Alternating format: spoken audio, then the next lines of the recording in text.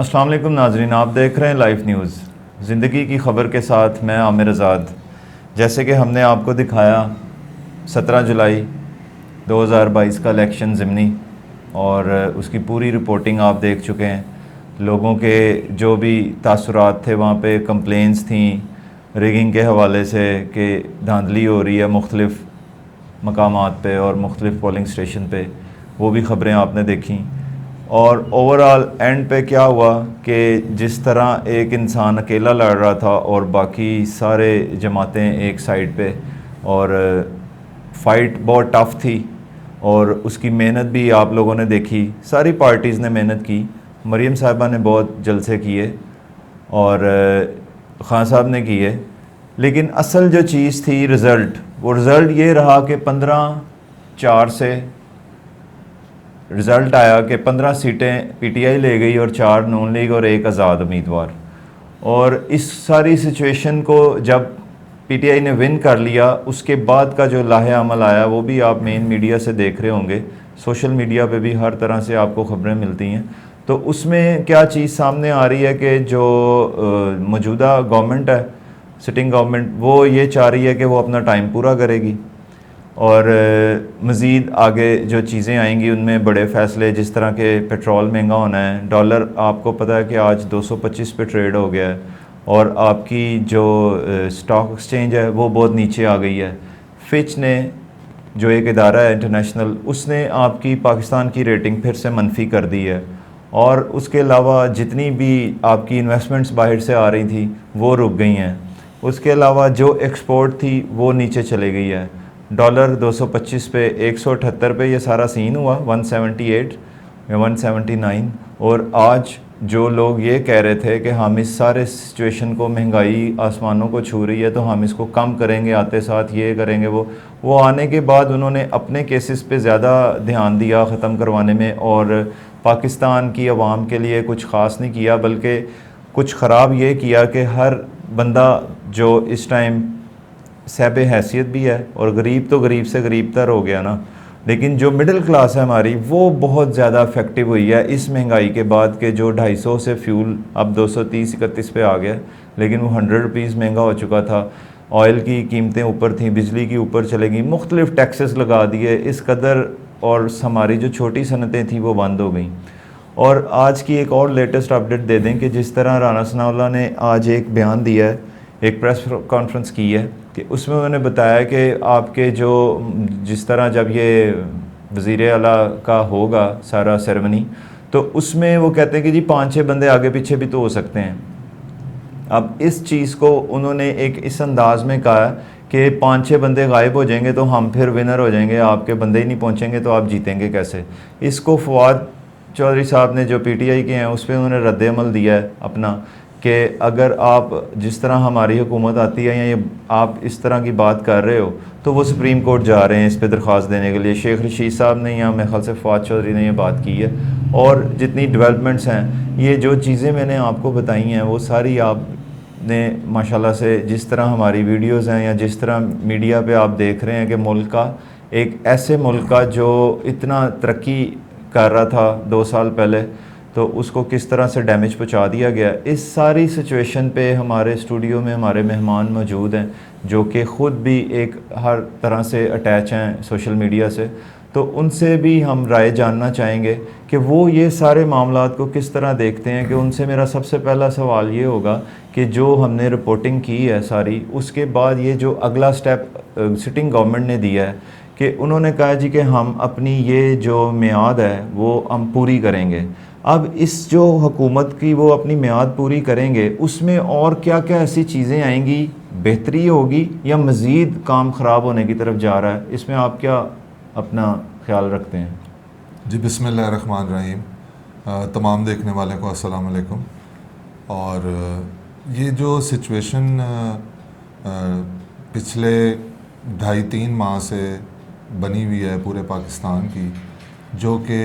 सारी आवाम उसमें एक चीज़ को देख रही है। और पहले होता था कि जी कोई भी पेट्रोल या डॉलर की आप बात कर रहे हैं, उसमें 1 रुपया 2 रुपये 1.5 रुपये बढ़ा करते थे। अब ये पेट्रोल में 30-30 रुपये के जंप लगे डॉलर में रोज़ 4 रुपये 5 रुपये 6 रुपये का जंप लग रहा है। बिल्कुल। तो देखें 3 साल 8 महीने इमरान खान साहब वज़ीर आज़म पाकिस्तान रहे, उनको एक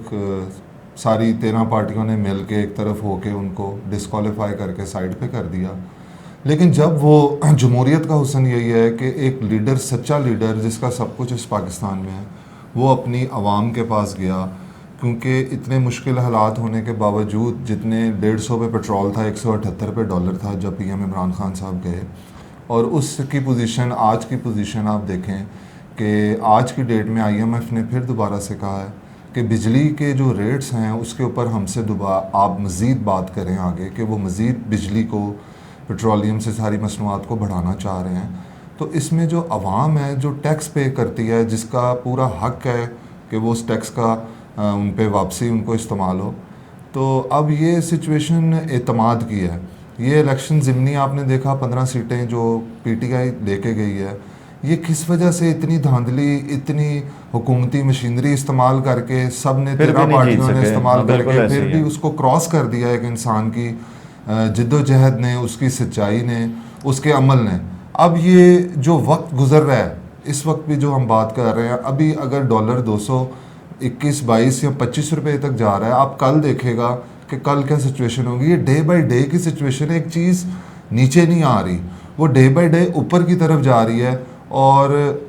इसमें हमें जो नज़र आ रहा है इस वक्त, जिसने इस मुल्क की बेहतरी का सोचा, और वो पीएम इमरान खान की शक्ल में है, उनकी आपने देखी हैं सारी चीज़ें, अवाम का रद्द-ए-अमल सामने आया है। और आगे के लिए ये जो आपने कहा कि राना सनाउल्लाह जो इस तरह के बयानात दे रहे हैं, देखें ये चीज़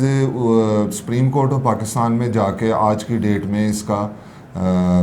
चौधरी परवेज़ इलाही साहब ने ये चीज़ आगे दी है कि जी हमें ये चीज़ ख़तरा है इस चीज़ से, जो कि इन्होंने बात की है। और 22 तारीख को अगले महीने चौधरी परवेज़ इलाही साहब उसमें वज़ीर आला पंजाब बिल्कुल होंगे। आप कैसे देखते हैं कि ये जो मेरा एक क्वेश्चन था कि इनसे आपकी बातों से यही लग रहा है कि अगर ये 1 साल और रह जाते हैं तो आपके सारी बातें जो आपने की उनका मकसद ये है कि मज़ीद बिगाड़ आएगा, बेहतरी नहीं आ सकती। 1 साल बहुत बड़ा टाइम आप बता रहे हैं। देखें मैं समझता हूँ कि अगर 2.5-3 माह के अंदर ये चीज़ एक काबू नहीं हो रही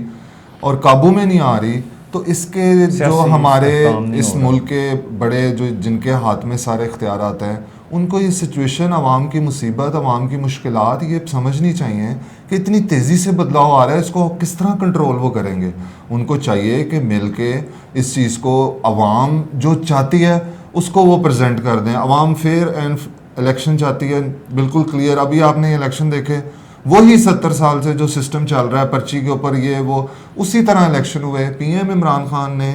जो ईवीएम मशीन्स थी उसको इंट्रोड्यूस कराया, सबको दिखाया, असम्बली में वो पास करवाई, उस मशीन को हर अदारे को, हर जगह, सुप्रीम कोर्ट में भी जाके दिखाया गया कि ये मशीन के ऊपर पूरी दुनिया में इलेक्शन होते हैं, तो इसके ऊपर लेके आए आप। लेकिन जो इम्पोर्टेड हुकूमत थी उसने आते साथ पहला स्टेप उनका ये था,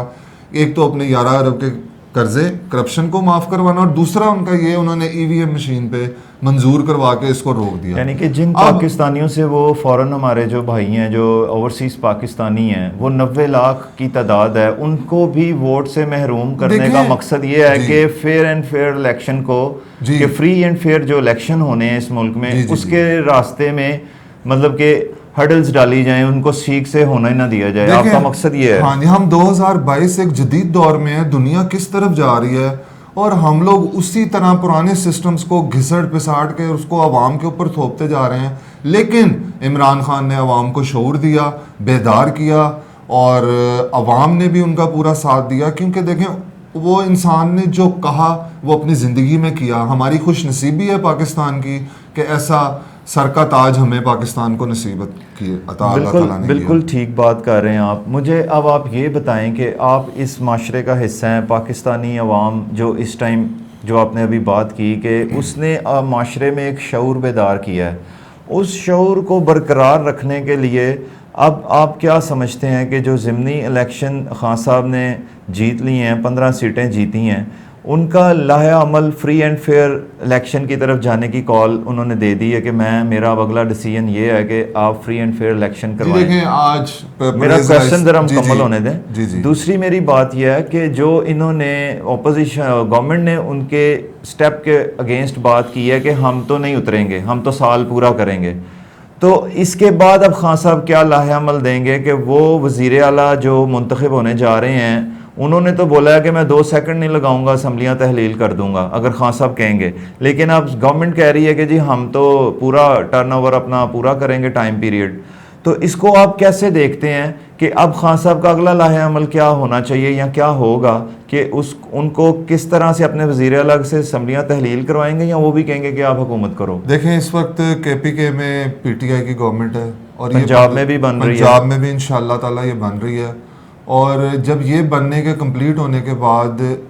नून लीग की बतौर वज़ीर आज़म शहबाज शरीफ साहब की ऐलान करना ही ये बनता है कि इलेक्शन की तरफ जाया जाए। उनकी हैसियत की देखें, असम्बलीज़ की सीट्स के ऊपर सारी हैसियत है, गवर्नमेंट्स के ऊपर वो उनकी हैसियत बिल्कुल इस वक्त तक ना होने के बराबर है और उनको चाहिए कि वो अवाम में जाएँ और अवाम के मसलों को जिस तरह एक जहाद की तरह PM इमरान खान इस वक्त वो जहाद में है, ठीक है, हमारे लीडर हैं वो जहाद में हैं और वो सच्चे और हक सच में हैं। इन्होंने आते साथ अवाम को जी लगा दिया कि काम करें, दिन रात ये करें, लेकिन आप देखें कि आप अपने आप से स्टार्ट करो। आप खुद अपना किरदार, जब तक अपनी जो आप कहते हो जी मेरे ये अवाम है सारी, मैं भी इनका लीडर हूँ, जब तक आप अपने किरदार को क्लियर नहीं करोगे उस वक्त तक आप किसी अवाम के दिल में घर नहीं कर सकते। PM इमरान खान ने अपने किरदार को क्लियर किया, उनका एक एक रुपया इस मुल्क में है, कोई चीज़ बाहर नहीं है और इस वजह से तहरीक इंसाफ जो उनसी है पाकिस्तान की इस वक्त नंबर 1 पार्टी है। नंबर 1 पार्टी है जी। इनका कहना है सपोर्टर है उनके बहुत शानदार, इन्होंने बात की है कि उस बात में इतनी गहराई और सदाकत है कि जब तक इंसान अपना किरदार क्लियर नहीं करेगा वो अवाम के दिल में अपना घर नहीं कर सकता। स्पेशली ये सियासतदानों के लिए बात है और इस हिस्ट्री में जो हम इस टाइम ये सोशल मीडिया का दौर है और हर चीज़ एक सेकंड में अवाम के पास पहुंचती है और ये भी एक बहुत बड़ी बात है कि जब वो एक वाहिद बंदा है, इनकी बात करने का मकसद ही ये है कि ये एक नई बात सुनने को मिली है जो मुझे 70 साल की अगर हम हिस्ट्री देखें तो कायदे आज़म ने जब ये मुल्क मतलब कि बनाया, एक किस्म का छीना गोरों से और हिंदुओं से, ये एक मुल्क छीन के उन्होंने लिया कि इतनी उनकी एफर्ट थी। उस वक़्त के दौर में ये बात थी, उस वक़्त के दौर के अवाम में ये जज्बा देखा जाता था और जो आज इनकी बात ने साबित किया, मैं उसका चश्मदीद गवाह हूँ कि मैं रिपोर्टिंग करता हूँ, मैं एक सहाफ़ी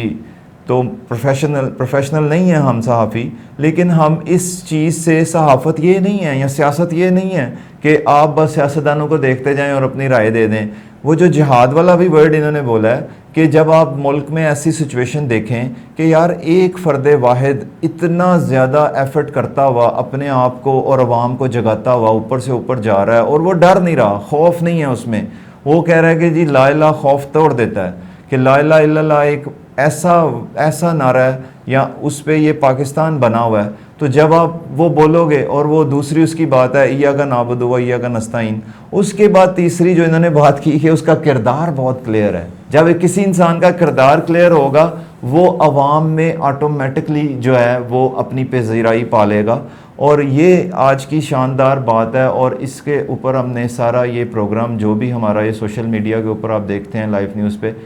तो इसका मकसद यही है कि हम अपने चैनल से एक राइट और हक सच दिखाने की कोशिश करते रहते हैं कि ताकि वो अल्लाह फरमाते हैं ना कि किसी एक इंसान की भलाई पूरी इंसानियत के भलाई के बराबर है। तो सिर्फ ये एक जज्बा उस इंसान में देखा है और उनके सपोर्टर्स में भी है। आप कुछ सर लास्ट में मैं छोटी सी बात ये करना चाहता हूँ कि देखें, ज़्यादा देर तक अवाम को बेवकूफ़ बनाया नहीं जा सकता। ये जितनी इलेक्शन की आपने 3-4 दिन पहले देखा सारा इस मुल्क में जो ज़िमनी इलेक्शन हुए हैं,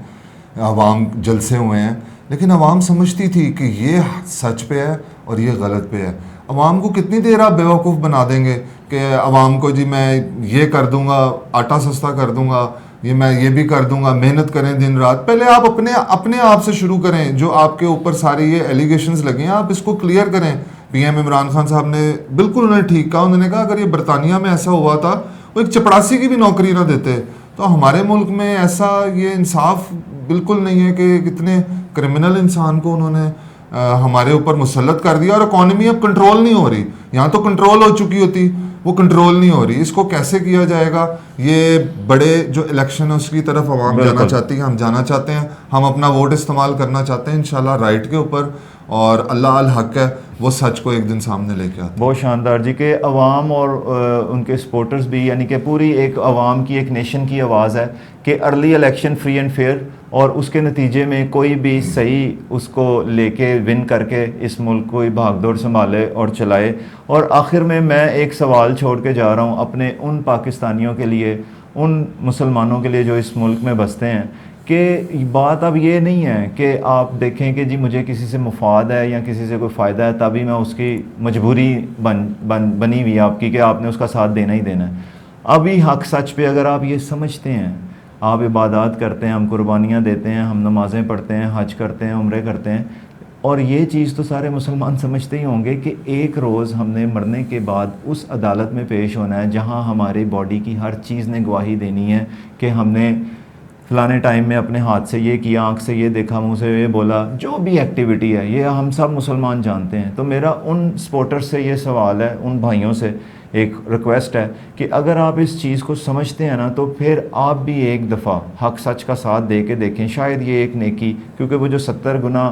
ज़्यादा प्यार करने वाला है ना हमारा अल्लाह, वो एक छोटी सी नेकी जो कि पूरी नीयत से की होगी उस पर भी माफ़ कर देगा और जन्नत अता कर देगा। इसी बात के साथ आज का प्रोग्राम ख़त्म करते हैं। इंशाल्लाह अगली वीडियो के साथ फिर हाज़िर होंगे। आपसे रिक्वेस्ट है कि लाइक शेयर सब्सक्राइब कर दीजिए कीजिए, ताकि हमें जो थोड़ा बहुत जितना भी नॉलेज है वो औरों तक भी पहुंचता रहे। बहुत शुक्रिया। अल्लाह हाफ़िज़। पाकिस्तान जिंदाबाद। पाकिस्तान जिंदाबाद।